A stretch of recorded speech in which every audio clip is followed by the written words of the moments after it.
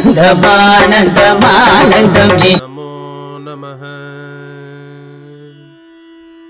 ఓం నమో వెంకటేశాయ. శ్రీనివాస కళ్యాణోత్సవంలో ఇది 3వ భాగం. క్రిందటి భాగంలో పద్మావతి శ్రీనివాసుల యొక్క పరిచయం ఏ విధంగా ఏర్పడింది, ఈ వివాహానికి ప్రధానంగా ఎవరు కారణంగా ఏర్పడి ఉన్నారు, కళ్యాణ సంకల్పం ఎలా జరిగింది, కళ్యాణానికి స్వామివారి పక్షంగా మరియు ఆకాశరాజు యొక్క పక్షంగా ఎవరెవరిని ఆహ్వానించడం జరిగింది, ఎవరెవరు అతిథులుగా అక్కడికి విచ్చేసి ఉన్నారు శేషాచలానికి, మరియు కళ్యాణ ఏర్పాట్లు ఎలా జరిగాయి, ఎవరెవరు ఏ ఏ బాధ్యతలు చేపట్టడం జరిగింది, ఇట్లాంటి ముఖ్యమైనటువంటి విషయాలన్నీ కూడా గత 2 భాగాలుగా తెలుసుకుంటూ ఉన్నాం. ఇది 3వ భాగం, ప్రధానమైనటువంటి ఘట్టం. అనగా శ్రీవారి యొక్క కళ్యాణోత్సవం గురించి అందలి ప్రధానమైనటువంటి సన్నివేశాలు ఎలా జరిగాయి అనేటువంటి విషయాన్ని మనం తెలుసుకోబోతున్నాం. శ్రీనివాసుని యొక్క కళ్యాణోత్సవం మంగళ స్నానంతో ప్రారంభమైంది అని చెబుతున్నారు. వివాహానికి ముందు చేసే ఈ ఘట్టాన్ని మంగళ స్నానం అంటారు. మంగళం అనగా శుభం అని అర్థం. వధూవరులు ఇద్దరికీ కూడా అనేక మంగళాలు శుభాలు జరగాలి, వారికి వారిరువురికి ఎలాంటి ఒక దృష్టి వారిపైన అంటే చెడు దృష్టి ఉండకుండా వారికి రాకుండా ఉండాలి అని పెద్దలంతా కలిసి ఆశీర్వచనంగా చేసేటువంటి ఒక కార్యక్రమం మంగళ స్నానం. ఆ క్రతువుతో ప్రారంభమైంది శ్రీవారి యొక్క కళ్యాణోత్సవం అని చెబుతూ ఉన్నారు. ఇప్పటి వరకు శ్రీనివాస కళ్యాణం అంటే ఆలయాలలో అర్చామూర్తులకు ఆగమోక్తంగా వైదిక విధి విధానంగా జరిగేటువంటి కళ్యాణం మాత్రం మనకు తెలుసును. ఇప్పుడు ఈ అంశంలో ఈ భాగంలో నిజంగా అలనాడు వెంకటాచలానికి స్వామివారు ఎలా వేంచేసి ఉన్నారు, అక్కడ పద్మావతిని ఎప్పుడు చూశారు, ఎలా చూశారు, వివాహ కార్యక్రమం ఎలా జరిగింది అనేటువంటి సవివరణాత్మకమైనటువంటి సారాంశాన్ని వినబోతున్నాము. వినరో భాగ్యము విష్ణు కథ అంటారు. అలాంటి విష్ణు కథ వినే భాగ్యం కలుగుతుంది మనకు భగవంతుడి యొక్క అనుగ్రహం వలన. సుమంగళీ స్త్రీలంతా కూడా మృణ్మయాది పాత్రలు అంటే మట్టి పాత్రలంతా కూడా సిద్ధం చేస్తూ ఉన్నారట. అలానే కలశాలను కూడా ఏర్పాటు చేస్తూ ఉన్నారు మంగళ స్నాన ఘట్టం కోసం. ఇంకా అనేక రకాలుగా ఏర్పాట్లు జరుగుతున్నాయి. ఈ ఏర్పాట్లన్నిటికీ కూడా బ్రహ్మగారు అధ్యక్షత వహిస్తూ ఉన్నారు. బ్రహ్మగారి యొక్క ఆజ్ఞానుసారం వారి యొక్క పర్యవేక్షణలో ఈ యొక్క కళ్యాణోత్సవ ఏర్పాట్లన్నీ కూడా జరుగుతూ ఉన్నాయి. సుమంగళీ స్త్రీలంతా ఏర్పాటు చేసినటువంటి గంగాళములు, కలశములు ఇత్యాది పాత్రలలో వరుణుడు మరియు వాయుదేవుడు వీరిరువురు కూడా అనేక రకాలైనటువంటి పుణ్యనదీ తీర్థాలను తీసుకొచ్చి అక్కడ ఏర్పాటు చేస్తూ ఉన్నారట. ఆ కలశంలో ఆ కలశాలలో ఆపూరయస్తతస్తేషు వాయు సలిలాధిప దేవీ దేవతలంతా కూడా రమ్యంగా శ్రీ కృష్ణావతార ఘట్టాన్ని అందలి లీలలని పాడుతూ ఉన్నారట. వధూవరులిద్దరికీ కూడా శుభం జరగాలి అని ఒక అందమైనటువంటి మండపాన్ని ఏర్పరిచారు. అక్కడికి శ్రీనివాసుని ఆహ్వానిస్తూ ఉన్నారు అతిథులు అందరూ కూడా. ఒక్కసారి శ్రీనివాసుడు అక్కడికి రాగానే అందరూ కూడా లేచి నిలబడి స్వామిని, లీలామానుషుడైనటువంటి స్వామిని ఒక్కసారి చూసి ఆనందంగా మది నిండైనటువంటి భక్తితో ఆహ్వానిస్తూ ఉన్నారట ఆ మండపానికి. వేద పండితులంతా కూడా మంత్రోచ్చారణలు జరుపుతూ ఉన్నారు. స్వామివారు శ్రీనివాసుడు ఆ యొక్క సభాభవనానికి రావడం జరిగింది.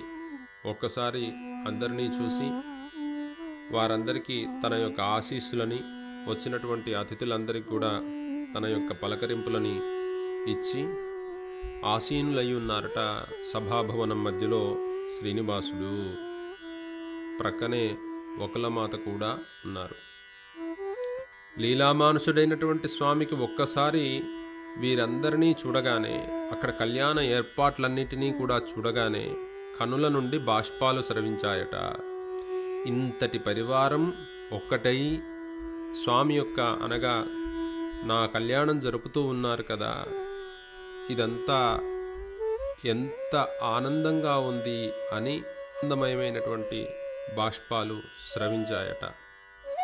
ఇదంతా చూసినటువంటి దేవీ దేవతలంతా కూడా ఆశ్చర్యపోతున్నారు, తన్మయత్వంలో మునిగిపోయారు. ఎందుకు అని ప్రశ్నిస్తే, భగవంతుని యొక్క కళ్యాణాన్ని స్వయంగా తిలకించటం ఒక భాగ్యమైతే ఈ సన్నివేశం అంతా కూడా ఒక మాయలాగా అనిపిస్తుంది దేవతలందరికీ కూడా. తల్లి ఆండాల్ తెలియజేస్తుంది తిరుప్పావైలో, మాయనై మన్నువడమదురై అని కీర్తిస్తుంది. అంటే భగవంతుడు ఒక గొప్ప మాయావి అని దాని యొక్క సారాంశం. అన్నమాచార్యుల వారంటారు, ఎవ్వరికీ చెప్పడమ్మ ఎదలోని మర్మము, నివ్వటిల్ల భోగించ నిరజానుడితను. భగవంతుడి యొక్క ఆజ్ఞ కానీ సంకల్పం కానీ పుట్టి బుద్ధిరిగి ఇంతవరకు ఎవడు తెలుసుకోలేరు. అన్నింటికీ కూడా అతీతమైనటువంటి శక్తి కదా భగవానుడంటే. కావున అందరికీ ఆశ్చర్యంగానే ఉంది, వినడానికి మనకు కూడా ఆశ్చర్యంగానే ఉంది. ఇంతటి గొప్ప సన్నివేశాలు శ్రీనివాస కళ్యాణంలో జరిగి ఉన్నాయా అని మనసు కనిపిస్తూ ఉంటుంది. తైలాభ్యంజన కార్యక్రమం ప్రారంభమైంది. శ్రీనివాసుడు సభామధ్యలో వేంచేసి ఉన్నాడు. పుణ్యస్త్రీలంతా కూడా విచ్చేసి శ్రీనివాసుడికి మంగళహారతినిచ్చారట. ఆపాద తలమస్తకం అంటే తల నుండి పాదాల వరకు చక్కగా సంపంగి నూనెలతో స్వామివారికి తైలాభ్యంజనాన్ని ప్రారంభం చేశారు. మనమంతా కూడా నలుగు అని పిలుస్తుంటాం. సంపంగి నూనెతో సుమగంధములు పూసి సొంపుగా నీ మేని నలుగుదిద్ది, మల్లెలు జాజులు మంచి గంధములతో సొంపుగా నీ మేను నలుగు పెట్టెదము అని వారంతా శ్రీనివాసుని కీర్తిస్తూ, ఒకలమాత ప్రక్కనే ఉంది. ఆ స్వామికి ఆపాద తలమస్తకం అంతా కూడా తైలాభ్యంజనాన్ని చేస్తూ ఉన్నారట.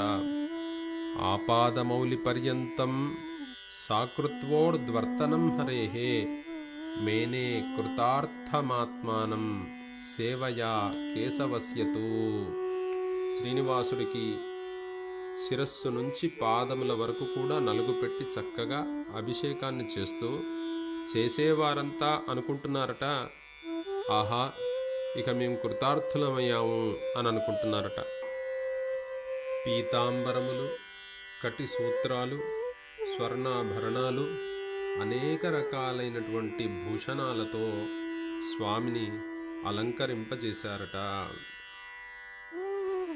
పిమ్మట వశిష్ఠుడు ముత్యములతో అలంకరించబడినటువంటి ఒక వేదికపైకి స్వామిని ఆహ్వానించారట. విరచ్య వేదికాం తత్ర మౌక్తికైశ్చతురస్రికాం శ్రీనివాసం ప్రతిష్టాప్య సంకల్ప విధిపూర్వకం. అందమైనటువంటి ఒక ముత్యాల సింహాసనం, దానిపైకి స్వామిని ఆహ్వానించగా స్వామివారు ఆ యొక్క సింహాసనంపైకి వెళ్తూ ఉన్నారట. ఈ సందర్భాన్నే అన్నమాచార్యుల వారి యొక్క కీర్తనల్లో కూడా మనం అనుభవించి ఉన్నాం. సిరుల రెండవ నాడు శేషుని మీద మురిపేన మూడో నాడు ముత్యాల పందిరి క్రింద గరిమల మించిన సింగారములతోడను తిరువీధుల మెరసి దేవదేవుడు అంటారు. ఆ అన్నమాచార్యుల వారు కీర్తించినటువంటి ఆ ముత్యాల పందిరి ఏ రకంగా ఉందో, ఈనాడు తిరుమల బ్రహ్మోత్సవంలో స్వామి యొక్క ముత్యాల పందిరి ఏ రకంగా అయితే ఉందో, అలాంటి ఒక అందమైనటువంటి ఒక వేదిక, ఆ వేదికపైకి శ్రీనివాసుడు విచ్చేసి ఉన్నాడట. వెంటనే చేయవలసినటువంటి కర్తవ్యములు ఏమిటి అని పురోహితులను అడగగా, అక్కడున్నటువంటి పురోహిత వర్గమంతా కూడా ప్రారంభించారు వివాహ క్రతువుని. సంకల్పం, పుణ్యాహవాచనం, బ్రాహ్మణులందరికీ కూడా, వేదవేత్తలైనటువంటి వారందరికీ కూడా దక్షిణ తాంబూలాదులంతా కూడా ఇచ్చారు అని తెలియజేస్తున్నారు. పుణ్యాహ కర్మాథ వరయిత్వా ద్విజన్మనః అష్టవర్గం తతశ్చక్రే సృష్టికర్త పితామహః. దక్షిణ తాంబూలాదులంతా కూడా ఇచ్చారట. నియుక్త విధినా దత్వా తాంబూల దక్షిణాః. ఇక వశిష్ఠుల వారు ప్రశ్నిస్తున్నారు శ్రీనివాసుని. మీ యొక్క కులదైవం ఎవరు అని అడిగారు. అలానే మీ యొక్క వంశవృక్షం ఏమిటి అని అడిగారు. ఎందుకనగా వివాహానికి ముందర చేయవలసినటువంటి కొన్ని కార్యక్రమాలుంటాయి. అఖండ దీపారాధన, కులదైవ స్థాపన, నాంది ముఖం, వంశవృక్ష ఆరాధన, ఇలా అంకురార్పణ, ఇలాగా కొన్ని కార్యక్రమాలు చేయవలసి ఉంటుంది. దానిలో భాగంగా ఈ క్రతువులన్నీ కూడా చేయించడం కోసంగా అడుగుతూ ఉన్నారు. వశిష్ఠ మమ కళ్యాణి కులదేవి శమీస్మృత అనగా, వశిష్ఠ, శ్రీనివాసుడు తెలియజేస్తున్నాడు వశిష్ఠుడితో, వశిష్ఠ, మాకు పాండవులకు కూడా శమీవృక్షమే కులదేవత. ఇందు ఆలోచించాల్సినటువంటి విషయం లేనే లేదు అని తెలియజేశారు. ఆ వృక్షం ఎక్కడ ఉన్నది అని పురోహితులు ప్రశ్నించగా, ప్రక్కనే ఉన్నటువంటి అగస్త్యుడు తెలియజేస్తున్నాడు. ఇక్కడ నుంచి సరాసరి ఉత్తర దిక్కుకు గనక వెళ్ళినట్లయితే కుమార తీర్థరాజ తీరం అక్కడ ఉన్నది అని చెప్పారు. అక్కడికి వెళ్ళాడు శ్రీనివాసుడు పురోహితులతో. అత్యంత సాధారణ మానవుని వలె తన వంశవృక్షమైనటువంటి శమీవృక్షానికి పూజ చేసి ఉన్నారు అని చెబుతున్నారు. కృత్వా ప్రదక్షిణం రాజన్ భగవాన్ లౌకికైస్సమః నమశ్చక్రే శమీవృక్షం కులదైవం వృషాకపిః. అక్కడికి వెళ్ళినటువంటి తర్వాత శమీవృక్షానికి ప్రార్థనలు చేసి ఉన్నారు అని చెప్తున్నారు. శమీ పాపం శమయమే శమీ శత్రువినాశిని అర్జునస్య ధనుర్ధాత్రీ రామస్య ప్రియదర్శిని. పాపాలను పారద్రోలును, శత్రువులను నశింపజేయును, అర్జున ధనుర్బాణ సంరక్షణకరి మరియు రామచంద్రునికి ప్రియమైనది. శమీవృక్షానికి సంపూర్ణంగా చేయవలసినటువంటి వైదిక ప్రార్థనలు, పూజా కార్యక్రమాలన్నీ కూడా చేయడం జరిగింది. మరియు శమీపత్రాలని శ్రీనివాసుడు తలపై ధరించి శమీవృక్షానికి ఒక 3 ప్రదక్షిణాలు చేసి శమీవృక్షం దగ్గర తన యొక్క ఆజ్ఞను తీసుకున్నాడు. వివాహానికి సంబంధించినటువంటి ఆజ్ఞను తీసుకోవడం జరిగింది. ఇక వంశవృక్ష ఆరాధన పూర్తయింది. ఇక కులదైవ ఆరాధన చేయవలసి ఉంది. కులదైవం ఎవరు అని పురోహితులు వశిష్ఠుల వారు ప్రశ్నించగా, ఇంకెవరు, వరాహమూర్తియే కదా అని చెప్పగా, వరాహమూర్తి ఉండే స్థానానికి సన్నిధికి వెళ్ళి వరాహమూర్తికి ప్రీతిపాత్రమైనటువంటి అప్పము మొదలగునవి నైవేద్యాన్ని సమర్పించి వరాహస్వామికి సంపూర్ణమైనటువంటి ఆరాధనను జరిపి ఉన్నారు. శ్రీనివాసుడు ప్రార్థిస్తున్నాడు వరాహస్వామిని, ప్రసాదాత్తవ వరాహ వివాహం కర్తుముత్సుకః సహితో ధరయా సార్ధం త్వమాగచ్చ నృపాలయం గురుస్త్వం సర్వలోకానాం కృతకృత్యంచ మాం కురు. అయ్యా వరాహమూర్తి, నీవు సకల లోకాలకి కూడా ఆచార్యుడవు, నన్ను కృతకృత్యుణ్ణి గావించుము అని ప్రార్థన చేశాడు. నీ యొక్క అనుగ్రహం చేత ఈ యొక్క వివాహాన్ని చేసుకుంటున్నాను, కావున నీవు భూదేవితో కూడా కలిసి ఆకాశరాజు కన్యాదాత గృహానికి విచ్చేసి మమ్మల్ని అనుగ్రహింపజేయ ప్రార్థన అని వరాహస్వామిని శ్రీనివాసుడు ప్రార్థించడం జరిగింది. ఇప్పటి వరకు వివాహానికి ముందు చేయవలసినటువంటి సమస్త వైదిక కార్యాలన్నీ కూడా పూర్తయిపోయాయి.